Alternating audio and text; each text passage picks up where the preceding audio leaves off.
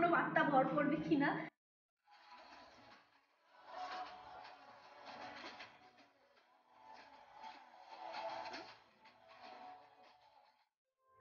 কার্শিয়াং বললেই প্রথমে মনে আসে মেঘে ভেজা একটা সবুজ শহর, পাহাড়ের গায়ে সবুজ মাখা জঙ্গল ও এক নীল আকাশ নিয়ে উত্তরবঙ্গের এই ছবির মতো শহরটি পর্যটকের কাছে অত্যন্ত জনপ্রিয়।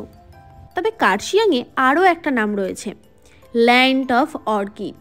কার্শিয়াংয়ের স্থানীয় ভাষায় খারসাং, লেপচা ভাষায় এর অর্থ সাদা অর্কিডের দেশ। কার্শিয়াংয়ে আসার জন্য যাত্রা শুরু করেছিলাম গতকাল রাত 10টা থেকে। আসছি কলকাতা থেকে বোলপুর হয়ে, গাড়ি নিয়ে এসছি আমরা সবাই সেলফ ড্রাইভ করে। রোড জার্নির ফুল ডিটেলস আমার চ্যানেলে আপলোড করা আছে, আর এই ভিডিওর ডেসক্রিপশন বক্সে আমি দিয়ে দেবো, যারা এখনও দেখোনি ঝটপট দেখে নিও। এখন টাইম সকাল 9:20। তো ব্রেকফাস্টের জন্য আমরা এখানটায় নামলাম। এটা একদম কার্শিয়াং রোডের পাশেই হোটেল কাম রেস্টুরেন্ট মতো। সকলের খুব খিদে পেয়েছে, তাই এখানেই ব্রেকফাস্টটা করে নেব, কারণ আমাদের হোমস্টেটা খুঁজে পেতে একটু লেট হয়ে যাবে। ওখানে কি একেবারে লাঞ্চই করব। চলে এসে গরম গরম আলুর তরকারি, ডিম সিদ্ধ আর লুচি। খাবার কোয়ালিটি মোটামুটি ছিল, আর দামটা অনেকটাই ছিল, আমার অনেকটাই বেশি মনে হয়েছে। তারপর প্রায় 1-1.5 ঘন্টা এই পাহাড়ি রাস্তায় খোঁজাখুঁজি করার পর লোকাল কিছু মানুষের সাহায্য নিয়ে আমরা আমাদের হোমস্টেতে পৌঁছালাম। চলো হোমস্টেটা তোমাদেরকে একটু দেখাই। এটা হচ্ছে এন্ট্রি নিয়েই দেখলাম এখানে বেশ অনেকটা ঠাকুরের একটা মানে পুজো দেবার সিস্টেম রয়েছে। বেশ ভালো লাগলো, ইউনিক লাগলো ব্যাপারটা। এটা ডাইনিংয়ের উপরটা সুন্দর করে কারুকার্য করা। আর এই সামনের রুমটা আমাদের নয়, এই যে রুমটা খোলা রয়েছে এটা আমাদের রুম। চলো রুমটা দেখাই। এখানে 2টো বেড ছিল, একটা সিঙ্গেল বেড আর একটা হচ্ছে ডাবল বেড।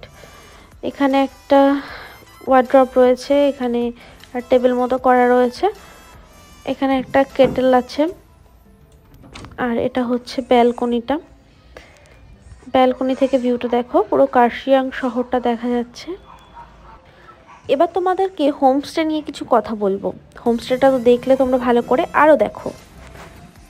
আমরা আজকে এমন একটা হোমস্টেতে আসছি যেটা বহু পুরনো ব্রিটিশ আমলে। এদিকে এখানে একটা সিঙ্গেল বেড রয়েছে, এখানে অনেক চেয়ার রয়েছে যেগুলোর অবস্থা খুবই খারাপ, মানে বহুদিন লোক এখানে বসেছে বলে আমার মনে হয় না। এর ভিতরেও অনেকগুলো ঘর রয়েছে, কিন্তু আমার সাহস হচ্ছে না ঢেলে ভিতরে ঢোকার।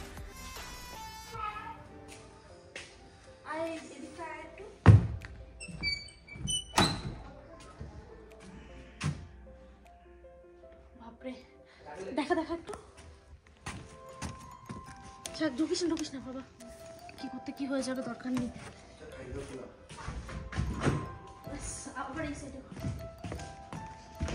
এখানে বহু পুরনো দুটো পিয়ানো রয়েছে। আমি জানি না কাজ করে ঠিকমতো বাজে। হ্যাঁ, বাজাচ্ছি বলে আমি জানি না রাত্রিবেলা আমার উপর কোনো বার্তা ভর করবে কিনা, আর হয়তো নিজে থেকে এটা বাজতে শুরু হতে পারে। জানি না কি হবে, রাত অবধি আমাকে তার জন্য ওয়েট করতে হবে। এখানে আরেকটা পিয়ানো আছে, কিন্তু এটা বাজে না। আর একটা তোমাদের ইন্টারেস্টিং জিনিস দেখাই, এদিকে এসো। এখানে একটা মেকআপ টাইপের রয়েছে, এখানে একটা অদ্ভুত জিনিস, মাইক্রোস্কোপ থেকে শুরু করে একটা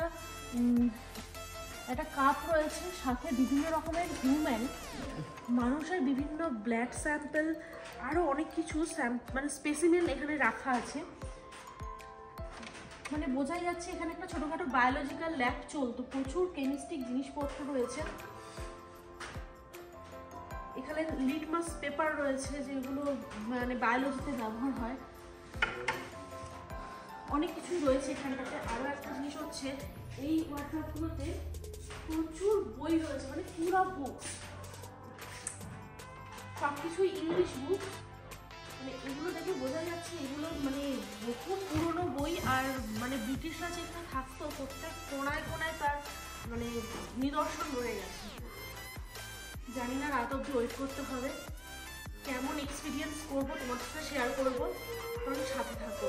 চারপাশটা মানে তোমরা অলরেডি আওয়াজ পাচ্ছ, একটা উপরে ছকছক করে আওয়াজ হচ্ছে, জানি না রাত্রিবেলা কাটাই, তারপর তোমাদের সাথে এক্সপিরিয়েন্স শেয়ার করবো। কার্শিয়াংয়ে ডাউহিলের গা ছমছমে অনুভূতির কথা কে না জানে। আমার তো এই হোমস্টেটা এসেই রীতিমতো গা ছমছম করা শুরু করে দিয়েছে। আর এই সব জিনিসপত্র কারা ব্যবহার করতো এই সব তো আমি অবশ্যই জিজ্ঞাসা করব আর তোমাদের সাথেও শেয়ার করব। তার মধ্যেই আমাদের লাঞ্চের জন্য ডাক পাঠিয়েছিল। আলু ফুলকপি সবজি আছে, ডিম কারি আছে, ডাল আছে, পাঁপড় আছে, স্যালাড আছে, আর আমরা আছি সাথে। তখনও স্নান করা হয়নি, খাওয়া দাওয়া সেরে তারপর আমরা স্নান করব। স্নান করে একটু রেস্ট নিয়েই আমরা আবার বেরিয়ে পড়েছিলাম। কেউ ঘুমায়নি, কারণ কালকে সারা রাত সবাই জাগা, ঘুমালে আর বেরোনোই হতো না, ওই জন্য রাত্রিবেলা একেবারে এসে তারপর ঘুমাবো। তো আলটিমেট খুঁজে গুগল ম্যাপের সাহায্য নিয়ে, স্থানীয় লোকের সাহায্য নিয়ে আমরা এসে গেছি কার্শিয়াং ডাউহিল ইকো পার্কে। এর পাশেই পার্কিং করার ব্যবস্থা রয়েছে, তো গাড়িটা আমরা এখানে পার্ক করব, তারপর টিকিট সিস্টেম আছে, টিকিট কাটবো, তারপর আমরা পার্কের ভিতরে ঢুকবো। তো চলো পাহাড়ের উপর পার্ক কীরকম দেখতে লাগে তোমাদেরকে দেখাই। চারপাশে বড় বড় পাইন গাছ আর রডোডেনড্রন গাছ ঘিরে রেখেছে পার্কটাকে। পার্কে প্রচুর চিলড্রেন অ্যাক্টিভিটিস রয়েছে, যেমন হয় আর কি অন্য পার্কে। অনেক বাচ্চা আছে যারা খেলাও করছে, প্রচুর গাছ রয়েছে চারপাশে, বিভিন্ন রকমের গাছ। চলো ওই দিকটা যাওয়া যাক। আই লাভ ডাউহিল একটা কিছু দেখাচ্ছে, কিন্তু পার্কটা আরও সুন্দরভাবে সাজানো যেত। জানি না 20 টাকা করে টিকিট নিচ্ছে ঠিকই, কিন্তু পরিচর্যার অনেকটাই অভাব। এখানে একটা পুল মতো করা রয়েছে, কিন্তু সেখানে জল নেই, চারিদিকে গাছপালা শুকিয়ে গেছে। পার্কটি যে অবহেলা এবং অযত্নে রয়েছে তার প্রমাণ প্রত্যেকটা কোণে কোণেই আমরা দেখতে পাচ্ছিলাম। পার্কটি সকাল 10টা থেকে রাত 8:30 পর্যন্ত খোলা থাকে, বৃহস্পতিবার বন্ধ থাকে। আর এই সাইডটাতে অনেকগুলো খরগোশ রয়েছে, চলো খরগোশগুলো দেখি ওরা কি করছে। ওরা খেলা করছে এখানে। অ্যাকচুয়ালি এই পার্কটা ছিল ইকো ডিয়ার পার্ক, এখানে অনেকগুলো ডিয়ার রাখা ছিল, কিন্তু এখন যেহেতু রাখা যায় না এইভাবে, ওই জন্য ওগুলোকে শিফট করা হয়েছে। তারপর আমরা ওই আই লাভ ডাউহিলে কিছু ফটো তুললাম, তারপর ওখান থেকে আমরা নিচে নেমে আসলাম। নিচে এবার কার্শিয়াং শহরটা একটু ঘুরে দেখব। কার্শিয়াং উত্তরবঙ্গের এই হিল স্টেশনটি দার্জিলিংয়ের মতোই জনপ্রিয়, তবে অবশ্যই তার নিস্তব্ধ ও নির্জনতার প্রকৃতি দেখার জন্য। পাহাড়ের কোলে অবস্থিত এই এলাকাটুকু মন মাতানো প্রাকৃতিক রূপের অধিকারী। আশপাশের শান্ত সুস্থিরতার মাঝেই গোটা এলাকাকে কুয়াশার মতো করেই আগলে রাখে মায়াবী রহস্যময়তা। সূর্য তখন প্রায় ডুবি। আমরা একটু নিচে এলাম, নিচে বলতে কার্শিয়াং স্টেশনটার কাছে। এখানে পেট্রোল পাম্প থেকে আমাদের তেল নিতে হতো গাড়িতে, সেই ফাঁকে আমরা একটু ঘুরে নিলাম স্টেশনটা। অনেক পুরনো স্টেশন, ব্রিটিশ আমলে তৈরি। ব্রিটিশদের তৈরি কিছু জিনিস সে নিজেদের স্বার্থেই ওরা তৈরি করে থাকুক না কেন, সত্যি দেখার মতো। এই যে স্টেশনটা কত সুন্দর করে, কত পুরনো স্টেশন, কত সুন্দরভাবে গুছিয়ে রাখা হয়েছে। এই স্টেশনটি প্রায় 1458 মিটার উঁচুতে অবস্থিত। আমরা এখানে এসেছিলাম ডিসেম্বরের 29 তারিখে, মানে হচ্ছে ক্রিসমাস ডে আর হ্যাপি নিউ ইয়ারের মিডল সেশনটাতে। ওই জন্য এখানে সেলিব্রেশনের জন্য সাজানো রয়েছে। এই যে ক্যাফেটা রয়েছে, ক্যাফেটা খুব ফেমাস, এখানে যারা আসে অনেকেই আসে ক্যাফেটাতে।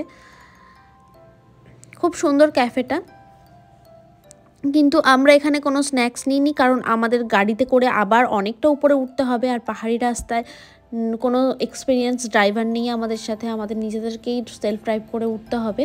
ওই জন্য এখানে আর বেশিক্ষণ টাইম ওয়েস্ট করিনি। এখানে একটা বেকারি শপ ছিল, মাঝে একবার হোটেলে গিয়েছিলাম, ওখানে চা মোমো খেয়েছি। মোমোটা ওদের কমপ্লিমেন্টারি, চা আর মোমো। তো ওটা খেয়ে আমরা আবার সন্ধ্যের পর বেরিয়েছি।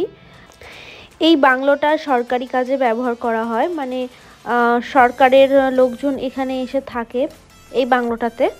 সন্ধ্যের এই অন্ধকারে আমরা গাড়ি নিয়ে বেরিয়েছি। কোথায় যাচ্ছি সেটা পুরোটা আমি ভিডিওতে বলবো না, শুধু একটু বলে রাখি, ভারতের যতগুলো ভৌতিক স্থান আছে তার মধ্যে কার্শিয়াংয়ের ডাউহিলের নাম অনেকেই জানে, আর সেটা কী জন্য বিখ্যাত সেটাও অনেকে জানে। সেই ভিডিও আসবে নেক্সট সানডে। আমরা প্রায় 10টা, 10:30, 11টা পর্যন্ত ওই ডেথ রোডে ছিলাম। তো সেগুলো পুরোটাই তোমাদের সাথে শেয়ার করব, আমাদের এক্সপিরিয়েন্স কীরকম হয়েছে। তো এখন আমরা যাচ্ছি চিমনি গ্রামে। তো চিমনি গ্রাম নিয়ে আমরা বলবো।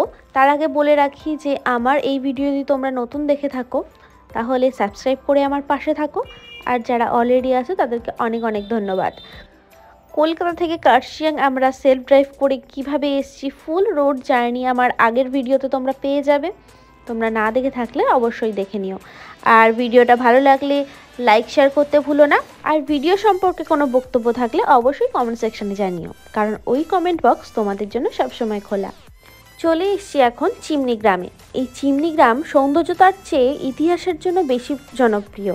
এই গ্রামের নামের পিছনেই লুকিয়ে এর ইতিহাস। এই গ্রামে ব্রিটিশদের তৈরি একটা চিমনিও রয়েছে, যেটা তৈরি করা হয়েছিল প্রথম বিশ্বযুদ্ধের সময়। শোনা যায় এই সময় দার্জিলিং যাওয়ার জন্য এই চিমনি গ্রামের রাস্তাই ধরতেন ব্রিটিশরা। রাত কাটাতেন এই গ্রামেই। অতিরিক্ত ঠান্ডার জন্য এই চিমনি ব্যবহার করা হয়েছিল। প্রায় 100 বছরেরও পুরনো চিমনি এখন পর্যটন কেন্দ্র, এবং তাকে কেন্দ্র করেই গড়ে উঠেছে চিমনি হেরিটেজ গার্ডেন। সকালে যদি আকাশ পরিষ্কার থাকে তাহলে সান্তাকফু ফালুটের ফাঁক দিয়ে উঁকি দেয় নয়নাভিরাম কাঞ্চনজঙ্ঘা। আর এই গ্রামকে ঘিরে রেখেছে তিস্তা ও মহানন্দা। এখন যাচ্ছি হোমস্টের পথে। পরবর্তী ভিডিওতে থাকছে ভিক্টোরিয়া বয়েজ স্কুল, আর খুঁজে দেখব মৃত্যুর রহস্য। হোমস্টেতে গিয়ে ডিনার করব। ডিনারে আজকে থাকবে রুটি আর চিকেন। চলে এসেছি আমাদের হোমস্টেতে। তোমাদেরকে বলে রাখি, উপরের যে পিয়ানো, বই, বায়োলজি ল্যাবের যে সরঞ্জামের রহস্য, ওটা আমি উদ্ধার করে ফেলেছি। আসলে এটা ব্রিটিশ আমলে একটা স্কুল ছিল, তো ওই জন্যই এই জিনিসগুলো ওখানে রাখা। আজকের ভিডিও এই পর্যন্তই। দেখা হচ্ছে খুব শীঘ্রই নতুন ভিডিও নিয়ে। ততক্ষণ পর্যন্ত টাটা।